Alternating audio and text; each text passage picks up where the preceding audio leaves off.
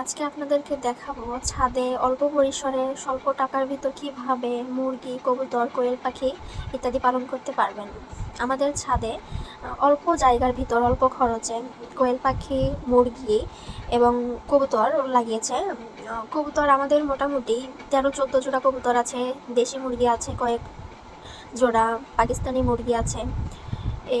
এই মুরগিগুলো আসলে ফিড, খুদ, তারপর হলো ভাত, এগুলাই খেয়ে থাকে। আর কবুতরগুলো মাশাল্লাহ অনেক বাচ্চা দিচ্ছে, ভালোই ভালোই হচ্ছে। আসলে ছাদে এরকম অল্প পরিসরের ভিতর বাণিজ্যিকভাবে না হলেও নিজেদের আমিষের প্রোটিনের চাহিদাটা পূরণ করার জন্য আপনাদের ছাদে যদি অল্প জায়গাও থাকে, এইভাবে অল্প খরচের ভিতর মুরগি, কবুতর বা কোয়েল পাখি লাগাতে পারবেন। এ থেকে আমাদের আমিষের অভাবটাও পূরণ হবে, প্রোটিনও আসবে এবং আমরা অর্গানিক জিনিসটাই পাবো। তো এই তো এগুলোই হলো আমাদের কয়েক প্রকার মুরগি, কবুতর।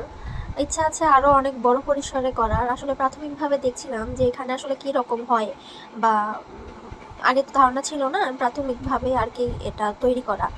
তো যদি ভালো হয়, মুরগি ডিম দেয়, মুরগি বড় সড়ো হয়, তো আরও লাগাবো ইনশাল্লাহ। ইচ্ছা আছে কোয়েল পাখি লাগানোর।